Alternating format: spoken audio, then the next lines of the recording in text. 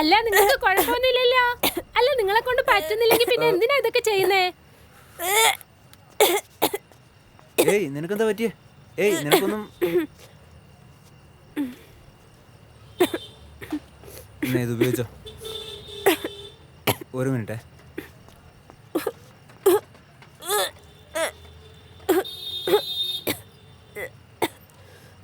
എന്തു പറ്റി? അവൻ ഭയങ്കര ടെൻഷനിൽ പോകുന്നുണ്ടല്ലോ. നിനക്ക് കുഴപ്പമൊന്നുമില്ലല്ലോ? എന്തു പറ്റി? ഓക്കെ അല്ലേ? ഇന്ന് ഈ ഫയൽ പിടിക്ക്. ഇന്ന് ഈ വെള്ളം കുടിക്ക്. അല്ല നീയും ഓവറായി പോയോ? ഇല്ലില്ല. ഏയ് നോക്ക്, ഒരു ഫുള്ളും കൂടെ പറഞ്ഞിട്ടുണ്ട്. അതാര് തീർക്കുമെന്ന് എഴുതിട്ടാ. ഇങ്ങനെ വാമിറ്റ് ചെയ്താൽ ആര് തീർക്കും? ആ ഓർഡർ നിങ്ങൾ ദയവ് ചെയ്തൊന്ന് ക്യാൻസൽ ചെയ്തേക്ക് please. I will drop hair. അതായത് നിങ്ങൾ പേടിക്കണ്ട, ഞാൻ ഡ്രോപ്പ് ചെയ്തേക്കാം. വേണ്ട, ഞാൻ ഹോസ്റ്റലിലാ. ഓ അതെ, ഹോസ്റ്റലിൽ അവിടെ ഡ്രോപ്പ് ചെയ്തേക്കാം. വേണ്ട സാരമില്ല, ഞാൻ ഡ്രോപ്പ് ചെയ്തോളാം. വെള്ളം ഒഴിക്കാതെ കുടിക്കരുത്, ഞാൻ കേൾക്കില്ല. വാ പോവാം.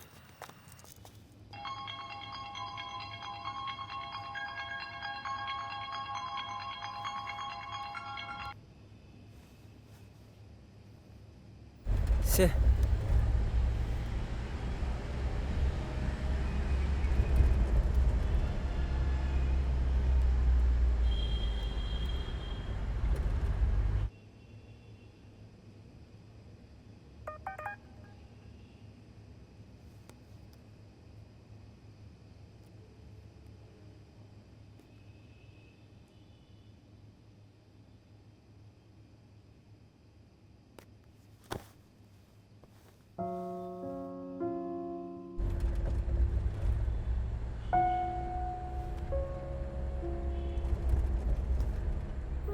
ഞാനൊരു കാര്യം പറയട്ടെ, നമുക്ക് ഇങ്ങനെ തന്നെ ഒരു ലോങ് ഡ്രൈവ് പോയാലോ?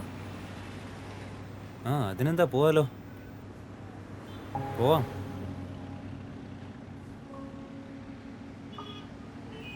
വർക്ക് ലോഡ് വളരെയധികം കൂടുതലാണ്. ആഴ്ചയിലൊരിക്കലും ഇങ്ങനെ പോയാൽ നന്നായിരിക്കും. ആ നീ പറഞ്ഞത് ശരിയാ. വീക്ക്ലി വൺസ് നമുക്ക് പോവാം. എന്താ ശരിയല്ലേ?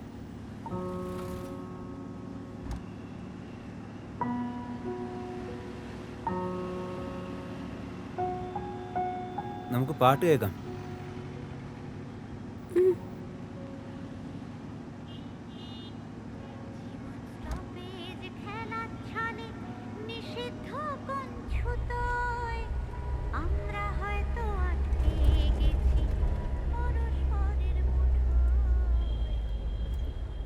ഇവിടെ നിർത്തിയാൽ മതി.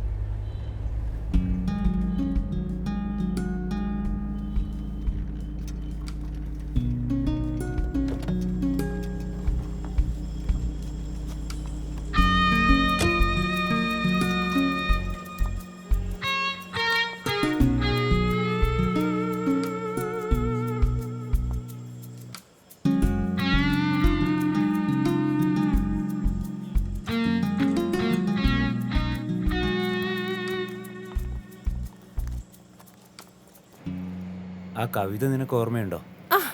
അത് കവിതയേ അല്ല, അത് കാവ്യമാണ്.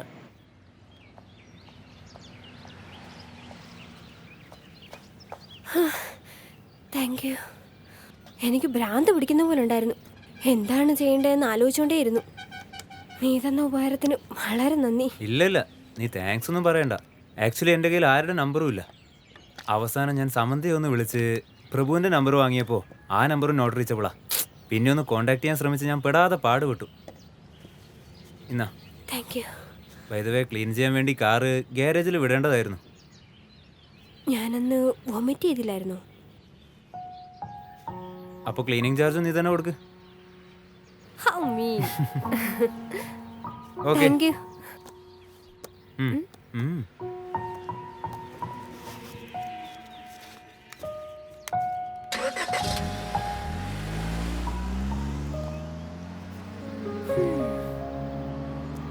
പാൽക്കാരൻ. May I help you? എന്താ ബോറടിക്കുന്നുണ്ടോ? ആ ബുക്കൊന്ന് തരാമോ? ഞാൻ വായിച്ചിട്ട് തരാം. ഞാൻ വായിച്ചു കഴിഞ്ഞു. എന്നാ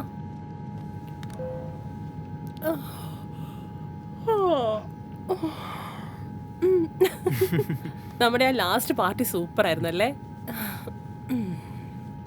എന്ത് രസമായിരുന്നു, സമയം പോയതേ അറിഞ്ഞില്ല അല്ലേ? ആ അതെ.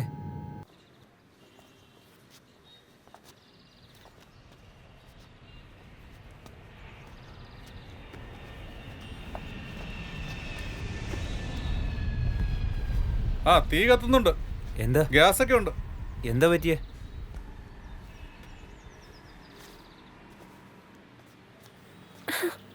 എന്തുപടി?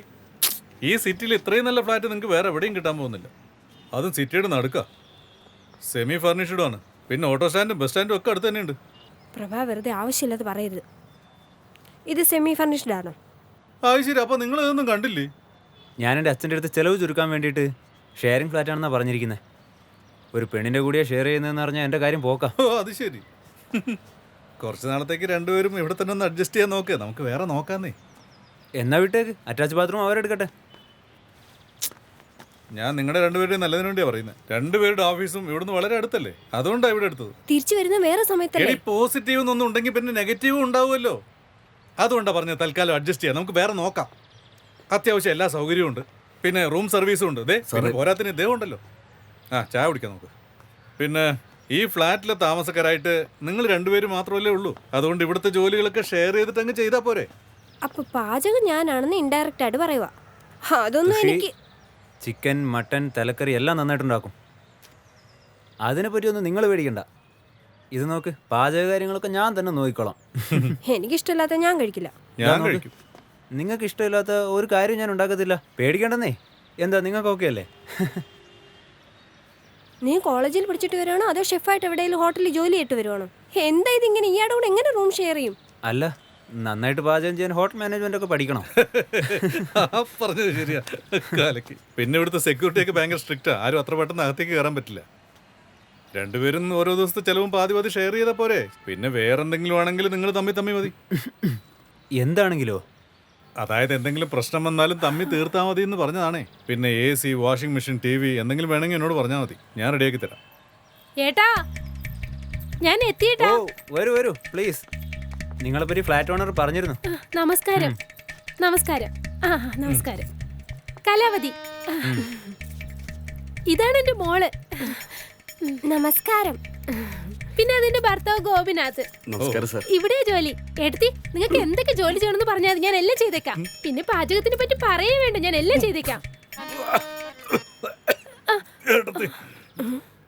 ഏട്ടത്തെ എല്ലാം പറഞ്ഞു കൊടുത്തു അല്ലേ? എന്താ പറഞ്ഞേ?